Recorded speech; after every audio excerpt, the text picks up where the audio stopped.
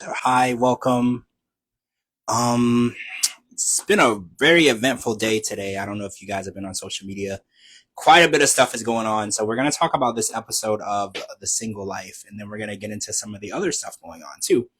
So hopefully, you guys can hear me. I think my microphone is on. Hey Retha. Hi Scott. Hi Forever Key. Hey Toya. Hey Dia. Hi everybody. I'm just waiting on Dee Dee to arrive. And we're gonna get started. Man, it's been a crazy day. Oh, there's Dee Dee. Hey, can everybody hear me? In a different area. There was a big flood in my house today, so there's a lot of construction.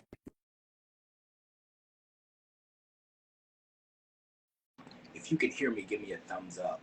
Hey, Mika. I didn't forget you. How could I ever forget you?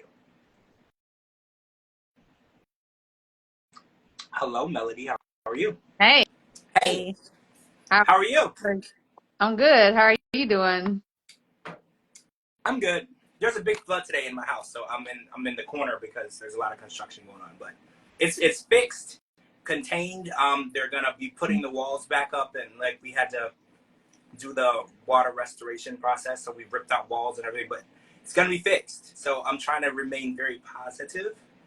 I am reporting from actually the laundry room, guys. This is not the closet. I am not in Clayton's mother's bedroom. I am not. I am actually in the laundry room. This is the only room that doesn't have an industrial fan or water restoration humidifier, dehumidifier in it.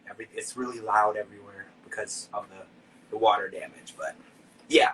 So I want to talk about the single life because there's a lot of other stuff we kind of need to talk about too, Dee Dee, because the internet has been on fire, like kind of boiling like a volcano lately. Hey, Coast to Coast teacher, and hey, TJ. And there's a lot of crazy stuff going on. Michael being missing, then being found, and then we were hearing some information on that. Then I heard a little bit of information on Nicole and Mahmoud and the new season of Happily Ever After. Also, thank you, Coast to Coast teacher. I know, right? I'm trying to be the most positive person in the world, but like I'm not gonna lie, I'm kind of not okay.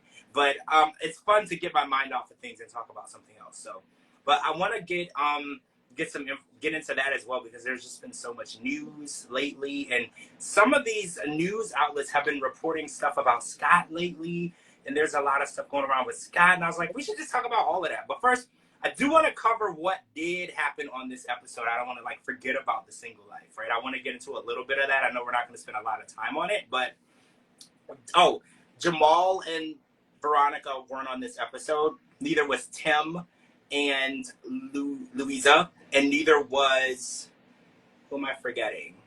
Um, Chantel and her friends, and then Giannis. I don't know how to say his name, but they weren't on either. So we're gonna catch up with them next time. But Tyree was on, and he was on a date, like a legit date. And I'm really proud of Tyree actually because he talked to her, he asked her for a kiss, and I feel like Tyree is really growing, as a person. I know he's a 33-year-old man, but this was a lot for Tyree, right? Like I'm really happy for him. I'm glad that he's coming out of his skin, and I'm not gonna like say that this is the right girl for him because I don't know Tyree, but I feel like the girl before wasn't his type. But I feel like this girl I could see Tyree with. Do you feel that way? Like I felt like the girl before I didn't even understand how it would work, but like this particular girl I could see them vibing together, right? Yeah, they were vibing really good together. Their chemistry was really good. So, like she said, they'll have to take it one day at a time and see where it goes. Well, yeah, you don't want to push anything too fast, and that's kind of where we are with John and Megan, because he thinks that he's ready to move to San Antonio and he's ready to take on these responsibilities. And, I think that diving in head first, that's how you swim, right? That's how you learn how to swim. They take little cute infant babies and they throw them in the water and they hope that you either figure it out or you don't. And I feel like that's a good way for some things, but relationships, I That's think, not a good thing. right. Like I think relationships are not like swimming. You don't just jump in and try to not drown. I feel like you should move slow, and I just feel like he's going from a big time bachelor guy who sleeps around and lives his best life and has a beer at 9 a.m. to a stepdad of a girl who definitely needs a lot of attention. And I think culture shock is going to be hard for John. I think that in his mind, he's ready to step up. But when we want to do something, it also takes drive and motivation, and it takes dedication. And I think that him wanting it and then having the drive to follow through is going to be difficult for him. But also, Patrick and Thais, I think that they're very negative towards John's relationship. Like, I feel like they want to discredit it at every angle, because they're like, oh, well, we were together for 3 years. You were only together for 6 months. And I want to say this. I know people who went to elementary school together who ended up getting married, who were divorced in a couple of years. And I also know people who met in Vegas. I'm not going to say y'all's name. Met in Vegas, literally got married that weekend, and they're still together, and they still like invite me to stuff. So like, I don't want to like put any type of date or time on people's relationship or how long. I think when you meet somebody, you know that you met the right person. And if John feels that way, I feel like you should be a little more encouraging for him, because Thais should realize it could be worse. He could be living in her house, driving her crazy, right? Like, he could still be around, making her relationship a living hell. At least he's moving forward and he's doing something positive for himself. So I wish that they were a little more positive towards his growth, because, when people do change and grow, they need support and they need to be reassured that they're making the right decision, so he doesn't fall back into the same bad habits that he used to be in, Well, I think a couple of things. I think low key, he is jealous of Patrick and Thais. Low key. That's why he is. Yeah. I think low key he is jealous of them and their relationship. That's why he got he fell in love with this girl so fast and is wanting to move really fast. He low key, I believe that, and I've started noticing that ever since the season started. And second, I mean, how they're treating him, that's his karma. I mean, he treated Thais like, I mean, really bad. He was doing things behind her back to try to make her and Patrick get into a fight. Yeah. He was doing stuff, him and Patrick with, behind Thais's back. So I think it's funny to be honest with you. He deserves it, especially coming from Thais, because he was really mean to her.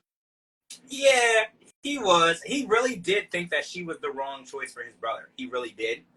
And I think that it's karma that they're treating Megan the same way. They're like, oh, she's the wrong choice for you, because you're getting a taste of your own medicine. He made Patrick feel like Yeah. he was making a mistake, right? He was like, oh, you shouldn't be with her. She doesn't love you. It's not going to work out. And now they're happy. They have a beautiful baby. They're thriving. They live in a beautiful home. They move across states with each other. You know what they say? If you can move up a move, period, house up to apartment or apartment to a house with someone and stay together, your relationship is strong. So moving across states, because they went from, like, I think Texas to Vegas, right? Like, they made that. And I know if you can deal with that, because moving is really hard, because when you're packing and then you realize how much stuff the other person has, and then you're like judging Oh yeah. them, you're like, are you hoarding stuff? And you're like, I feel like this is a very good test of how strong your foundation is.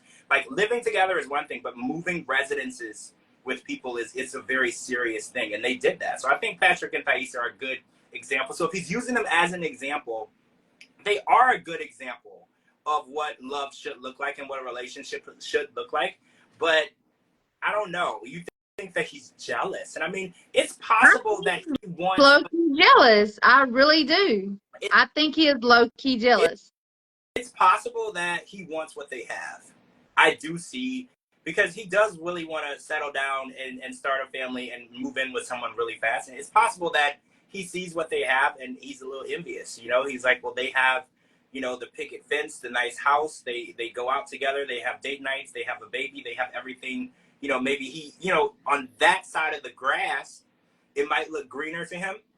And he might think that that's what he wants. And I'm not going to say it's not what he wants, but I think that, it's fast. Like, for me, I would be very weary of jumping in a relationship where I'm not just becoming a fiance, but a husband, a stepdad, and then I will take on the needs of a very special child. She needs special care. She's nonverbal, I believe is what Megan said. So she needs special care. So I don't know if I would be ready to jump into that right away. I think that takes a lot of preparation and patience and love and kindness. I'm not saying he doesn't have it, but I think that that's something that you should work your way up to. It's definitely going to test their relationship, definitely, because whenever you go into a relationship and your partner has children, it's hard, no matter what the age is. But going into a relationship and your partner having an autistic child, a nonverbal autistic child, that's even more stress. So Mm-hmm. this is really going to test their relationship, and I hope it succeeds. But with John's background, I don't know. Well, I think it's not already because we saw in the preview for next week, as soon as he got to San Antonio, she was looking for her ring. And I Yeah, think that him moving down there and doing that is a big step. So pushing somebody past their limits, I think, is a lot of times the reason why relationships end. I kind of feel like we saw that with Nikki and Justin. I feel like Nikki was pushing Igor past his limits, and then he just had enough. And I think moving to San Antonio, moving in with him, and becoming a stepdad is enough for right now. She shouldn't pressure him to put a ring on her finger right away. You know, I feel like, don't you feel like that was enough? I feel like he's proven that he loves her and that he is all in by doing that, leaving his whole life and moving in with her. And I think that's a lot of proof that he's going to try to make this work. So I think asking him for a ring right when he gets there, it's pushing things, right? that's red flags, honestly. I mean, she is the one with the red flags this time. Like, it's Really? and John. Yes, yes. There's something about her. There's something about this relationship that's really got my attention. Okay, I want to know. I want to dig in a little bit though. So, do you think that she is trying to move too fast, or she's pushing him too far? Like, what do you think she's doing that's giving red flags? She's too what's the word that I'm looking for? She's she's like going like 100 miles an hour.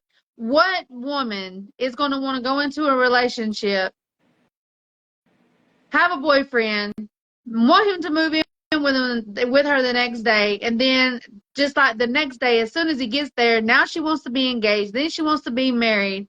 I mean, she's there's I don't know. I can't put my finger on it yet. Give me a couple of more episodes. You're probably onto something though, because it is. I know a lot of times women move faster than men just in general, even when it comes to learning, education, relationships. Women are more advanced, but I do think the speed that she's moving in a new relationship is very fast. Like I think that you know, taking on her as a package deal is asking a lot because, especially for a man who's never taken on that responsibility. Like if she was Yeah. dating a man who already had some children and maybe had been divorced, this is nothing new to him. You know, like taking care of kids, working, being a dad, cooking, cleaning, that would be nothing new to him because he's lived that life. But I think asking John to overnight change into something very quickly and then take on that responsibility, it is kind of weird. I don't know. Are you getting maybe like desperate? Are you getting maybe desperate a little bit? I don't know. Give me a couple of let me watch her a couple more times because you know that I pinpoint what's going on. So Normally you do. There's normally video evidence of you calling things before it comes out. There is.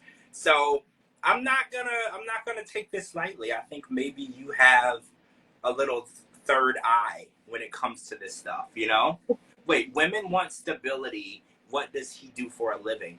Hey, TJ, I like that question. What does John do for a living? Because I haven't really heard anybody discuss his job. And I know that he lives with his brother Carlos and Carlos, his husband. But what does he do? He has to work, right? I mean, at his age, there's no way he's not working somewhere, right?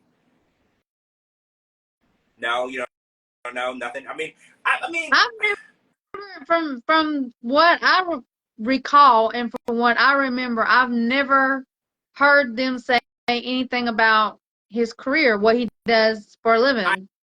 I sort of, kind of, back in the day, remember him and Patrick worked together selling like a alarm systems. That's kind of that's the story that I Well, sort of remember back. he's homeless and Patrick has got an amazing, I mean, like a beautiful home, Yeah, like the that's vehicles, like true make it make too. sense. Or maybe he's worked for Patrick but didn't actually go to work. You know, one of those, you know, when somebody is the boss, and, you know, I have friends and family like this where the company is owned by someone and then they work there, but they don't really work there. That, you know what I'm talking about? Yeah.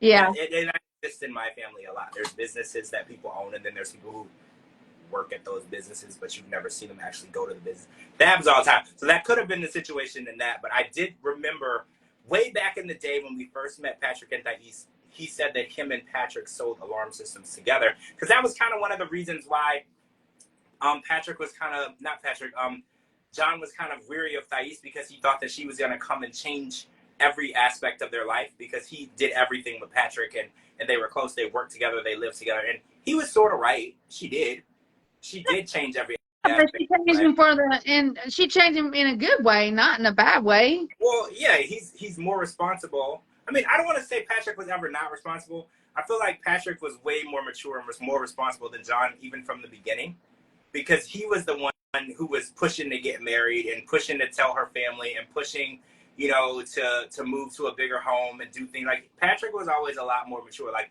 if we're talking about mature brother, it was Patrick, right? I feel like Patrick has always had his shit together. And then John is just the brother who was just like, well, I'm going to do whatever Patrick is doing. You know, like, he was just, I'm going to do whatever he's doing. He's got his shit together. I'm going to do whatever he's doing. So, I don't know. I think that moving across states is a lot. And if it does work, I mean, I'm going to be really honest. I don't think it's going to work. I think John will be back in Vegas very quickly. I think he's going to find out very fast. Like, you guys know I can't swim, right? So when I was a teenager, my mom thought it would be smart to put me in swimming classes. And I realized very fast that it's not necessarily that I can't swim. It's that I'm deathly afraid of it. So after I hit the teacher a couple times for pushing me in the water, and they kicked me out of the pool, the YMCA, I realized that I can't do it. It's not that I don't want to, I just can't. And I think Patrick is going to realize, or John's going to realize, it's not that he doesn't want to do it. He probably does want to be a good dad and be a good stepdad and a good husband, but he's not going to be able or capable to fulfill the responsibilities needed in that situation. And there's nothing wrong with that. We have to know our limitations, right? I know my limitations. I ain't going in no ocean, and I ain't getting on no boat. Like, I know my limitations, you know? Exactly. I don't think he realizes how much he's fixing to bite off until he actually gets there. I think that's when he's gonna see, because he kept saying over and over when they were bowling that he knows how to swim by himself. Yeah. Well, I mean, a lot of people know how to swim by themselves, but do you know how to swim in deep waters? Well, yeah, a lot of times, yeah, cruise ship, no chance. No, can't do it. Can't do it, coast to coast teacher. No, I can't. No, I'm scared. He will. He will. He will get on a cruise ship with me. I got on a yacht in December, and that was a lot for me. I got on, and I looked and I made sure I knew where the lifeboats were and the life jackets and everything, like, right away. And then I was able to, like, eat, and then I got a few drinks in me, and I was okay. We only, like, went around, like, downtown, like, Tampa, like the coast part. But I was on the boat for 2 hours, and when we docked, I was ready to get off. Like, I was ready. Like, when we were turning, the boat started rocking, and I was just like, this is not for me. No, this is not for me at all. Oh yeah, cruise ship, Disney cruise. That's my dream, is to go on a Disney cruise. You guys know how I feel about Disney, but See, you would forget all about being on a cruise ship if you were to go on a Disney cruise. I would know. I would know. Water? No, I would know. I mean, Dee Dee has made the vow that I'm going to get on a boat. And then I told her, if I get on the boat, and then she's got to get on an airplane with me, because she doesn't like airplanes the way I don't like boats. So if it happens, she's going down with me. Right? Like, because I was like, if you're going to get me to do it, I'm taking you with me. We're going down together. Right? Like, you're not going to get me to do that, and then you are okay and I'm dead. Like, no, we're going down together. You're going to get on that airplane if I get on that boat. All right. Well, that's what we've been saying, so we'll see. Oh, Mika says that she's in Miami. I didn't know you were in Miami. And yeah, there's a lot of clear water out there, open ocean.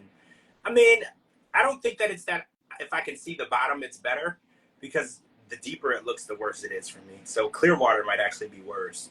Honestly, that'll actually be worse. Oh, so I want to talk about a little bit of Debbie and Ruben and Julian, because Julian was Officer Julian tonight, and he asked the hard questions, but he kind of cock-blocked his mom, which I didn't like a little bit, because he was like, oh, did you know she was with a He 24-year-old threw man? her under the bus And big time. yeah, what kind of son does that? And then said that she still sends, first of all, how do you feel about Debbie still sending Osama's family money? Because we didn't know that previously. So now that we know that she says she's not dealing with Osama at all, but she's still sending his family money. How do we feel? That left me speechless. I didn't even know what to say, because she's been making everybody think all along that she blocked him, that she don't have anything to do with him, that she don't talk to him, but she's sending his family money. Right. And that means that communication has to be open. She can't Exactly. have him blocked and not Because she talk to can't him. communicate to him. They don't speak English. Right. So we know that Debbie is still in some sort of contact with Osama, which is kind of frightening. You know, I wanted her to be done with him. He's such a terrible, terrible human being for what he did to her and the way he tried to use her. And I think that it was also really negative of Julian, I'm just going to say it, to throw his mom under the bus. She's trying to find love. And I get it. I was raised by a single mom. And when my mom did start dating, I was kind of a douchebag to the guys.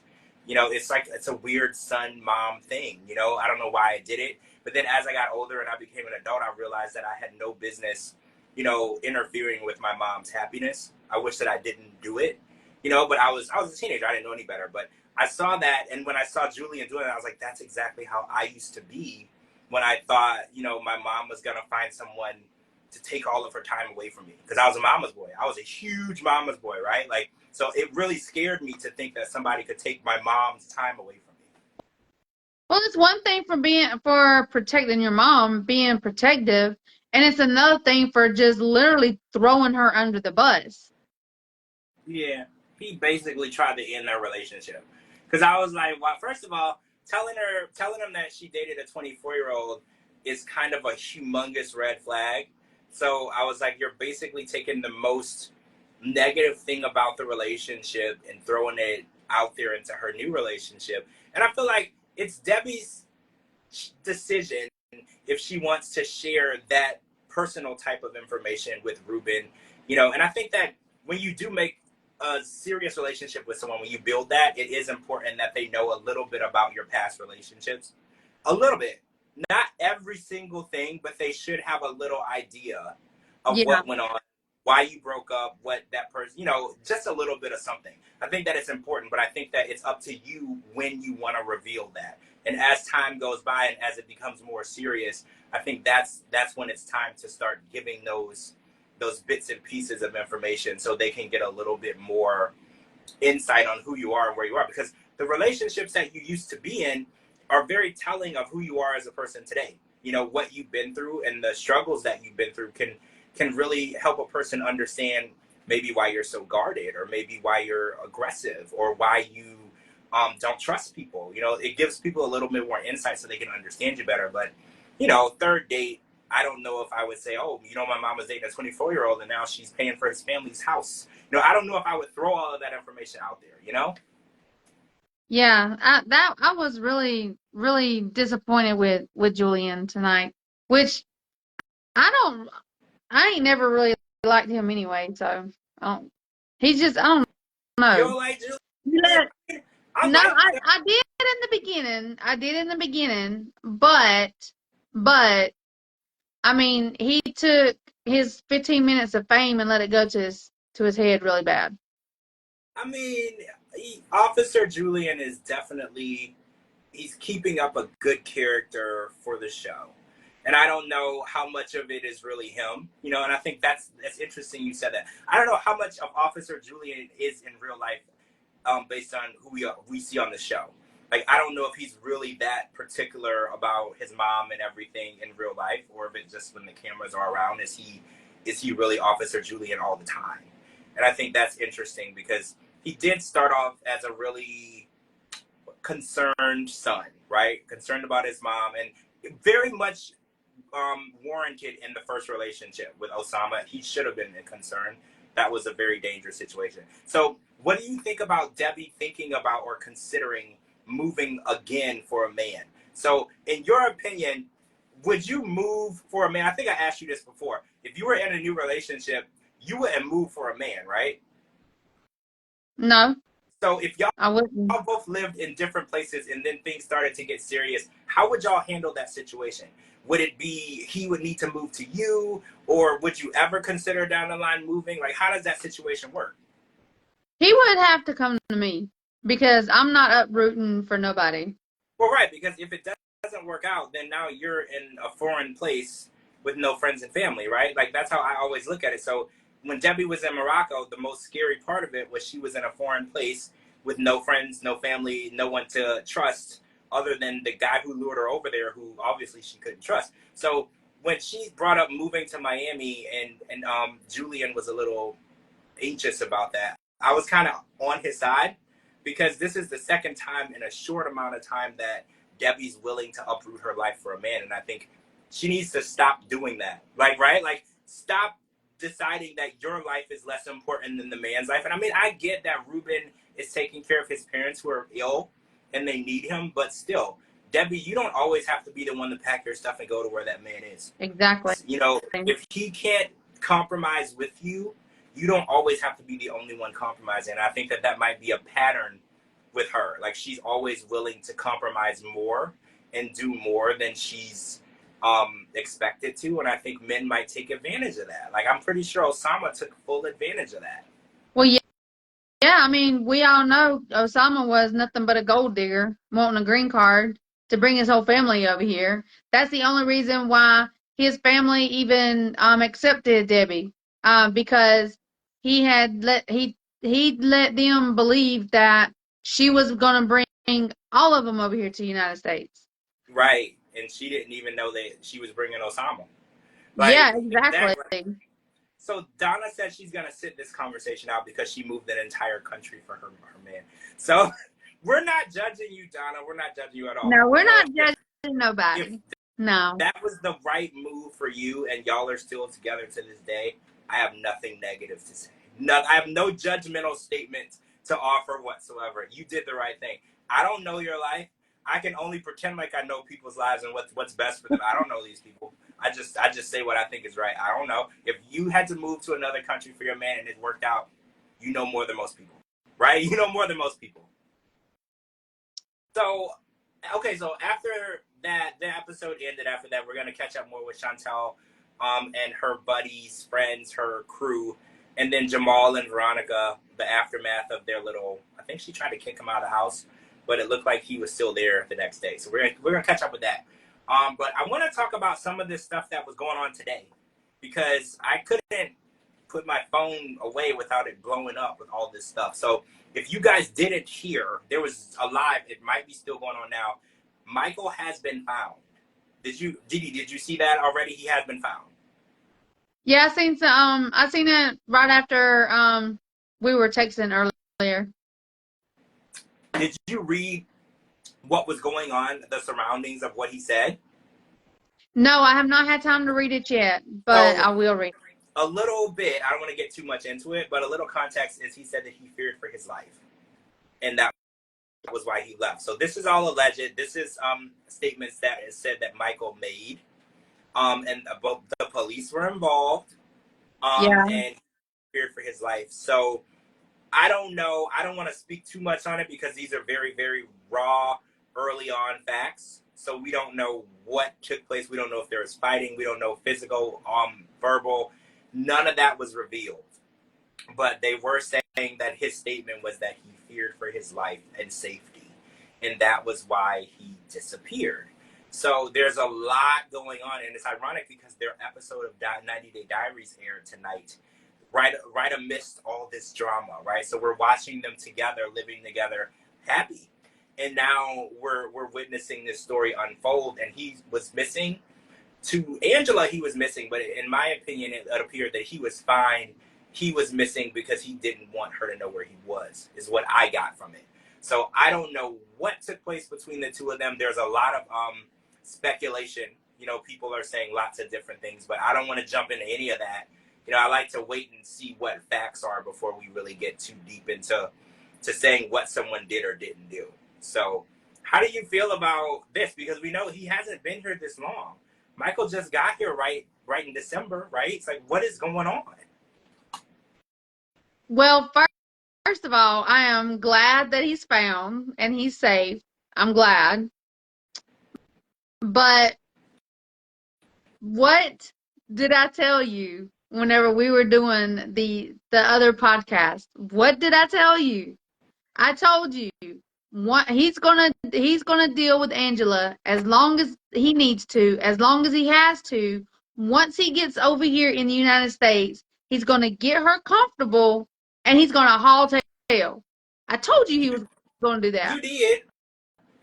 And is it different because he's on a He sent spousal visa, her right? to get something to eat. He knew what he was doing. He's on a spousal visa, right? Because they couldn't get the K-1 visa Okay, but approved. now he's saying, or they're saying that he's saying that he feared for his life. Right. Okay, with something like that, he doesn't have to be with Angela. He can get his papers without Angela now, because he can say that she was abusing him, and it would be hard for her to. It would be hard for her to have a case because it's all over 90 Day Fiance how she treated him in his own country. Oh, wow. I mean, I know He played that He played his card good. He knew exactly what he was doing. I knew it was coming.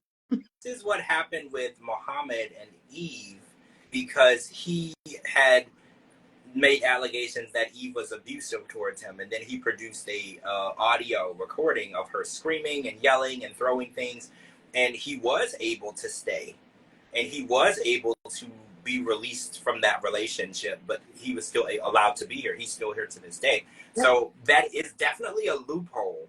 And I don't know if a lot of people realize that if it is like a domestic violence or a safety issue, you being with that person puts you in danger or fearful of your life, you are allowed to be removed from that relationship, but not void out your immigration paperwork. So I think a lot of people are realizing that now, like, hey, I didn't realize that was a loophole. I thought they had to stay together at least a year or two. You do not. Not when your safety is at risk. You do not. Because what would the government look like telling you to stay with someone who could be potentially hurting or abusing you? That would be crazy. It's even to where, say for instance, like say they get put over by the police, and if the police is mean to them, they get a free green card. What do you mean by that? Like, mean to them how? Okay, because like some police officers, I mean, even with, white people, black people, Hispanics, other cultures, depending on the police officer, there's a lot of racist police officers. Oh, yeah. Depending on what. So if, say for instance, they were to get pulled over by a police officer that's racist, no matter what color you are, white, black, brown, yellow, purple, orange, it don't matter. But that cop is racist, and he is being mean towards you. They get their papers for free. I didn't know that. That's like another loophole. I didn't know that at all. I mean, I figured you could maybe open a discrimination case, but I didn't know that it sped up your paperwork. I'll tell you all about it. I've been studying up on stuff, so. There's a lot of loopholes. I think that one thing that we've learned watching 90 Day Fiance is we're learning all of the different ways that people are allowed to come over here in a relationship and then abandon that relationship and stay. Like, we've been watching it for quite a while. I think Larissa and Colt was one of the first ones where we really started to question how this could take place. But if you remember, she was arrested several times for like domestic violence or fighting. And we were just so positive that this was going to void out her status. And it didn't. There's always a loophole in there for them. And the smarter they are, the more of them they know what they can and can't do and what they can and can't get away with. And we're just watching we're watching them come here and do these things and they're able to stay. And I think that a lot of people were under the impression that if you come over here and you cause problems, you could be deported, and it's not the case.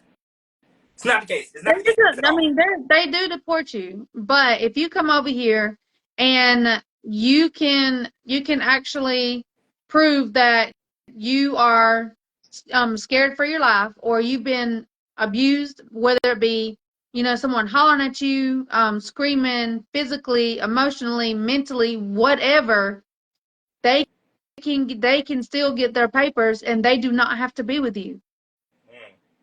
Once they're over here, once they over here, and if they know how to play the cards and they know what to do. That was what I was gonna say. It kind of seems like once you get here and the process of your visa is in process, you don't really have to leave. There's always a loophole where you can stay, and that relationship or that marriage is not required. And it's funny because we were watching the show and we think that, oh, well, if you don't want to be with that person, then they're going to make you go back. And it's not the case. And I mean, I know within the first 90 days of a K-1 visa, that is the case. You don't marry the person, then you do have to leave, Yeah. But that's like, once you marry that person and that visa paperwork is filed, there's a million different ways that you can stay, and I think a lot of people are exercising that right. They're kind of latching on to the person they need to latch onto. I don't want to call any names, but, Danielle and Muhammad, Muhammad came over here. He got over here with Danielle. Almost immediately, he decided he didn't want to be with Danielle, and now he has a baby with someone else. They know what they're doing, and it's sad because as Americans, we don't even know the laws as well as they do. We're not even aware of what you can and can't do when it comes to these immigration laws and these visas. And it's crazy. It's crazy because a lot of them, they're actually scammers, and they know how to scam you to make you fall for them. And once they get over here, it's free range. Oh, I know what I want to talk about. So last night, remember I told you that there's probably going to be a surprise couple on Happily Ever After. So 90 Day Fiancé announced today that there's two. And I wanted to get everybody's reaction. So it is, just like I assumed, Sophie and Rob are going to be transitioning from 90 Day Fiancé immediately over to Happily Ever After. So we're going to get them for another 5 months. And the worst couple of... Yeah, and Manuel and Ashley. So I was really disappointed, and I don't want to be like rude, but like Manuel and Ashley are like, I can't. Like, honestly, I'm probably just gonna fast forward it. Like, I really can't with them. Like, I have an open mind, but like with them, I just cannot do it. And I'm kind of close to that with Sophie and Rob. I'm not there yet, but like I really need more from them too. Like, their storyline was so one-dimensional this whole season. So the idea that we're getting them for another 5 months is kind of unfathomable. What in the possible hell are we going to be watching for the next 5 months? We didn't see anything first 6 months. We done pissed TLC off, George. Apparently, they are coming for blood. Like, what have we ever done to deserve this? And, somebody is saying that since there's 2 surprise couples this season, that is almost a dead giveaway that Nicole and Mahmoud are gone from this season. I told you they got fired. So, do you believe that that's the case? Yeah. Because they usually announce one surprise couple. TLC had to make a choice. They were forced to make a choice. So you think that they were legitimately fired from the network and edited out of this season? Yep. Wow. This is like the first time that they've done something this drastic. And I'm not saying that they're wrong. I think that this was probably the best. This was the best option for them, to keep a classy reputation. I think it was the best option. And with this Michael, okay, so now I have another question. With this Michael and Angela situation happening, do you feel, we don't know if it was a domestic or any type of situation like that yet. We don't know specifically. But how do you feel about that? Do you think that they should edit Michael and Angela out if it does turn to that type of situation? If it was true, if Michael is truly, honestly saying, and it's the truth, we all know Angela can be over. She's a handful. I don't want. I mean, I wouldn't want no false accusations towards anybody. Right. Right. But if it is true, then yes, because TLC needs to step up and they need to be responsible. I mean, because the past couple of years they have done nothing but allow all these people come on the show and they're being abusive, they're being disrespectful. I mean, they're pretty much trashing. Some of them that's been on there has trashed Americans, and they still let them stay on there. So Do you I'm remember? glad. I mean, Do you remember we were watching the season with Nicole and Mahmoud, and there was a scene where they were out in the I believe what were they in? Egypt? I yeah, believe they they were were in out his country. Yeah. and wasn't Mm-hmm. there a physical altercation if I remember Yep, correctly? he even grabbed her. Yep. Yep. So this is actually something that we should have saw coming, right? And the network should have saw coming, because I was thinking back when I was looking at the report of what happened between the two of them, and I was like, I kind of remember a physical altercation between them, and it was filmed. And you're right. So it was he grabbed her, right, when she was trying to Yes. walk away. Yes. And I remember that. So this is actually something that the network should have been more aware of, and maybe that should have been the straw that broke the camel's back then, and they shouldn't have even been brought back in the first place, right? You would think so. I mean, but then again, I mean, look how Angela treated Michael over there. I mean, honestly, look how Angela has treated Michael. Yeah. Look how Big Pred treated Liz, and they kept bringing them back. It And and the reason why they were bringing them back was because of all the drama. People want to see drama. Well, we want to see drama, good drama, not yeah. bad drama where they're getting beat up or, or abused in any kind of way. That's not the drama we want to see. Yeah, We you're right. don't want to see that kind of drama. We don't. Yeah, But you're right. We don't want to see anybody get hurt, and it's interesting because I watch a lot of Love and Hip Hop and the VH1 MTV shows. And back in the day, they used to show fighting between cast members. And about 10 years ago, they stopped. If a fight broke out, the camera cuts away and they don't show that violence.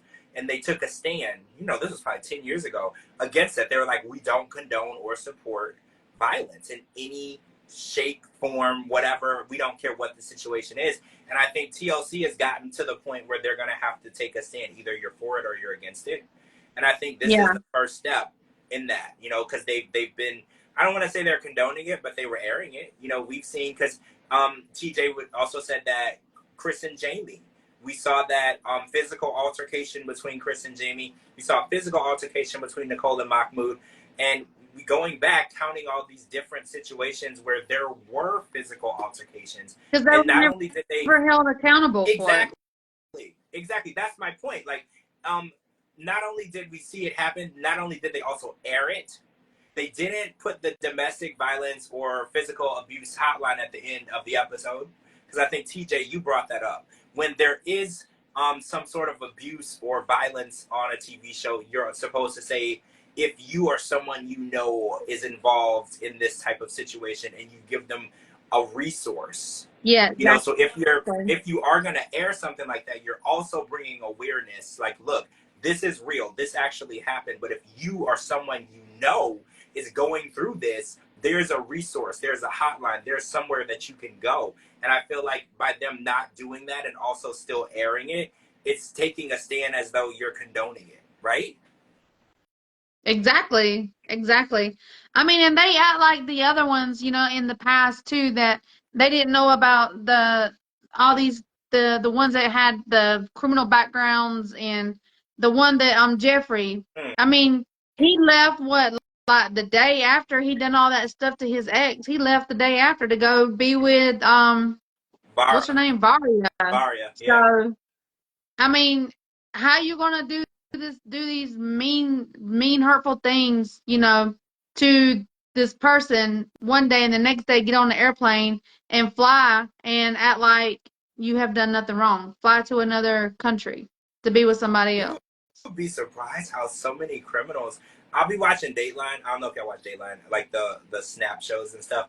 People will do something horrible and heinous, and then like go to work the next day, or go to Yeah. class, Hmm. and you'll be like, what? Like, how are you like even functioning? Like, if I think I did something wrong, I'm like paranoid and I'm scared. Like, these people will do something horrific and then go to work or go to the movies or go to the store like nothing ever happened. And it's like, these people are wild.